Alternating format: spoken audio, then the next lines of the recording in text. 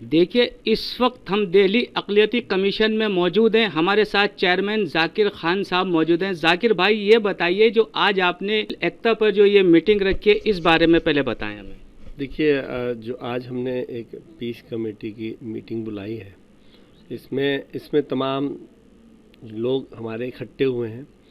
और इसमें हमारी कोशिश है कि देश के अंदर जो एक माहौल बना हुआ है कि आप कहीं मॉब लिंचिंग हो रही है, कहीं किसी चीज़ की मार पिटाई कर रहे हैं, कभी गाली बक रहे हैं, कभी मज़हब के नाम पे छीटाकशी हो रही है, कभी इस तरीके का एक ऐसा वातावरण बना है कि एक समुदाय वो सोचता है कि हमारे साथ भेदभाव हो रहा है। तो ये कुछ ऐसे तत्व हिंदुस्तान के अंदर होते हैं जो फ़िरका परस्ती को फैलाना चाहते हैं,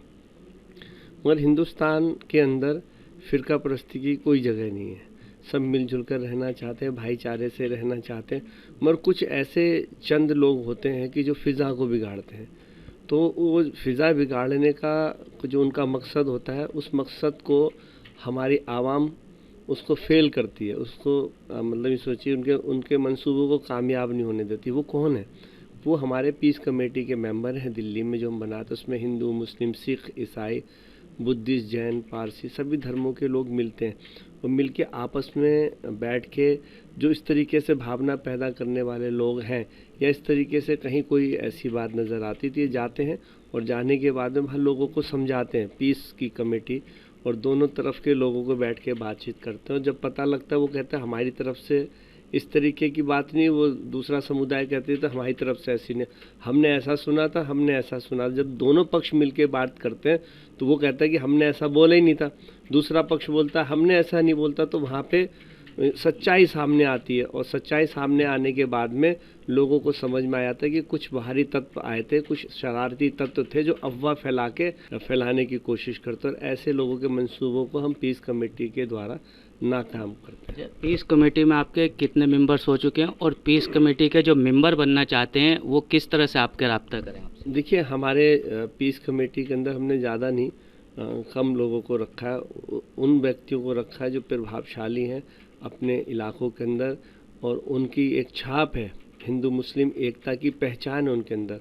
हमारे चाहे उसमें हिंदू भाई हों, चाहे मुस्लिम भाई हों, किसी भी धर्म के हों, उनकी एक पहचान है कि हम मजहबी लोग नहीं हैं, हम इंसानियत के लोग हैं। हमारे लिए सबसे पहले देश है, हमारे लिए सबसे पहले इंसानियत है, हमारे सबसे पहले भाईचारा है, उसके बाद में हमारे लिए सब कुछ है। तो ऐसे व्यक्ति हमारे समाज में हैं, जिसकी वजह से हिंदुस्तान के अंदर गंगा जमनी जो तहजीब है वो बची हुई है। ऐसे लोगों को हम इकट्ठा करते हैं, और मैं स्वागत करूँगा कि जो इस तरीके के व्यक्ति हैं, जो समाज में, हमारे समाज में शांति की भावना लेके आना चाहते हैं, हिंदू मुस्लिम एकता को बचाना चाहते हैं, और हिंदू मुस्लिम एकता की जो गंगा जमनी तहजीब है उसको आगे बढ़ाना चाहते हैं, तो वो हमारे पीस कमेटी के मेंबर बने और दिल्ली के अंदर शांति रखें, और दिल्ली के अंदर तरक्की के अंदर अपना हिस्सेदारी बढ़ाया। अच्छा, अभी एक प्रोजेक्ट चल रहा है, प्रोजेक्ट वेक्स्टा, इंडिया गेट पर खासकर, तो उसमें ऐसा है कि तकरीबन तारीख़ी 4 मस्जिदें हैं जिनको ये ख़तरा है कि शायद इनको जो है मुनहदिम कर दिया जाएगा। तो इस सिलसिले में आप या आपके पीस के जो लोग हैं तो वो किस तरह से उसके लिए? देखिए, कोई भी प्रोजेक्ट बने, वो जो प्रोजेक्ट बन रहा है इंडिया गेट पे, विस्ता प्रोजेक्ट, वो देश की तरक्की की एक निशानी है कि देश आज़ाद होने के बाद में कुछ ऐसा प्रोजेक्ट लेके आए जिससे ये महसूस हो कि हिंदुस्तान भी तरक्की के तरफ चल रहा है। वो प्रोजेक्ट जिस तरीके से जो उसके फ़ोटोग्राफ्स आए और जिस तरीके से उसका विज़न आया, उस पर यह दर्शाता है कि आप हिंदुस्तान में अंग्रेज़ों ने कुछ बनाया है, मुग़लों ने कुछ बनाया है, उसके बाद में अगर दिल्ली आज़ाद भारत वर्ष के अंदर कुछ बन रहा है तो वो एक नया बन रहा है, बहुत बड़ा प्रोजेक्ट है। हम उसकी कोई बुराई नहीं करते, बल्कि और इस बात की सराहना करना चाहिए कि इतना बड़ा प्रोजेक्ट हमारे हिंदुस्तान में बन के आ रहा है। मगर उसके साथ साथ, प्रोजेक्ट के साथ ये ध्यान रखना चाहिए, किसी भी मज़हब के लोगों को ठेस नहीं पहुंचनी चाहिए। मस्जिद हो, मंदिर हो, गुरुद्वारे हो, गिरजाघर है, ये ऐसी जगह हैं जहाँ पे शांति मिलती है आपको। ये ऐसी जगह है जहाँ पे हम जाके पूजा करते हैं, नमाज़ पढ़ते हैं, इस देश की अमन की बात करते हैं, मस्जिदों में जाके, मंदिरों में हम बात करते हैं, भाईचारे की बात करते हैं, हम ईश्वर से प्रार्थना करते हैं कि इस देश में शांति रहे, खुशहाली रहे। जैसे कि अब कोरोना का टाइम आया, हर मस्जिद, मंदिर, गुरुद्वारे, गिरजाघरों के अंदर एक प्रार्थना हो रही कि इस हिंदुस्तान से कोरोना वायरस किसी तरीके से ख़त्म हो, जो मौतें हुई हैं उसके मरने वालों को ईश्वर हमारे स्वर्ग में जगह दे, जन्नत में जगह दे, ऐसी प्रार्थना हमारे उसके अंदर हो रही है। मगर इसके साथ साथ प्रोजेक्ट को बनाते समय में ये ध्यान रखना चाहिए कि मस्जिद हमारी ये धरोहर है, बहुत पुरानी मस्जिद है, आज़ादी से भी पहले की मस्जिद है, कोई 100 साल पुरानी है, कोई 150 साल पुरानी है। तो मैं कहूँगा कि अगर इस प्रोजेक्ट के साथ साथ में वो मस्जिदें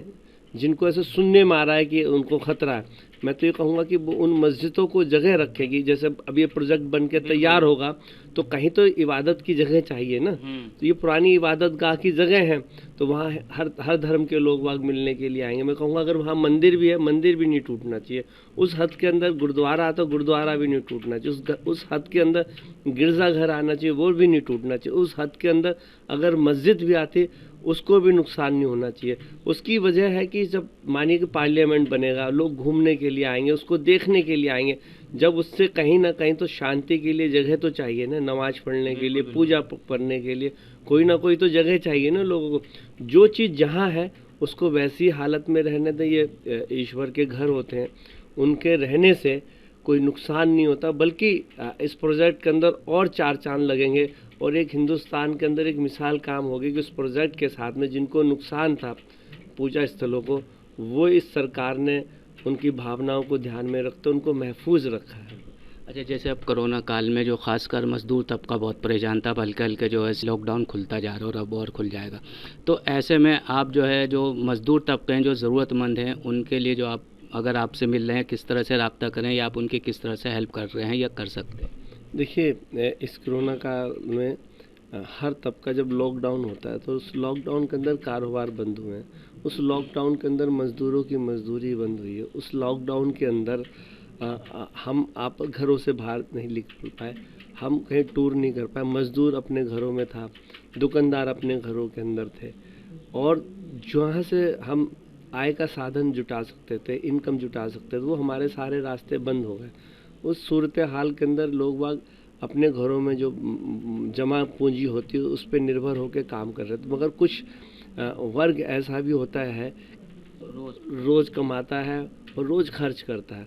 ऐसे लोगों के लिए बहुत बड़ी परेशानी है। उनको किराए भी देने हैं, उनको खाना भी लाना है, उनके बच्चों के लिए दूध भी लाना है, उनको स्कूल की फ़ीस भी देनी है। तो ऐसे हालात के अंदर मैं धन्यवाद करना चाहूँगा माननीय मुख्यमंत्री जी और केंद्र सरकार का भी, जिन्होंने ये घोषणा की है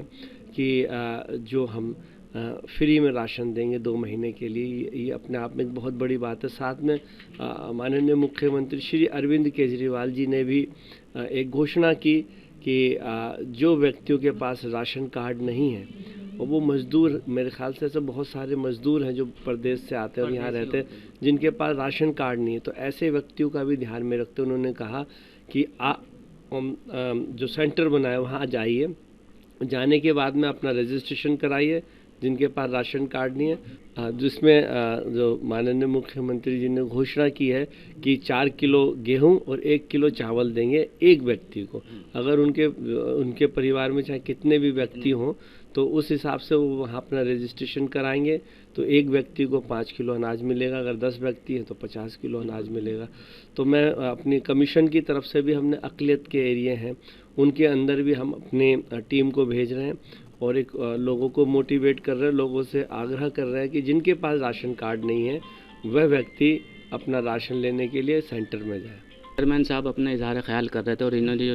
नेशनल इंटीग्रेशन पे जो कौमी एकता के लिए जो हिंदू मुसलमान सिख ईसाई के लिए जो पीस पार्टी बनाई है, उस सिलसिले में आज उसकी मीटिंग है और ये चाहते हैं कि यहाँ पर ये हिंदुस्तान है एक गुलदस्ता, इसमें हिंदू मुसलमान सिख ईसाई सब मिलकर रहते हैं, ये सबका देश है, ये सब यहाँ रहते हैं, सब मिल बांट के रहते हैं। दिल्ली से एम रामेश। सियासी तकदीर यूट्यूब चैनल को सब्सक्राइब करें और बेल आइकन पर क्लिक करें ताकि आपको सबसे पहले खबरें मिलती रहें।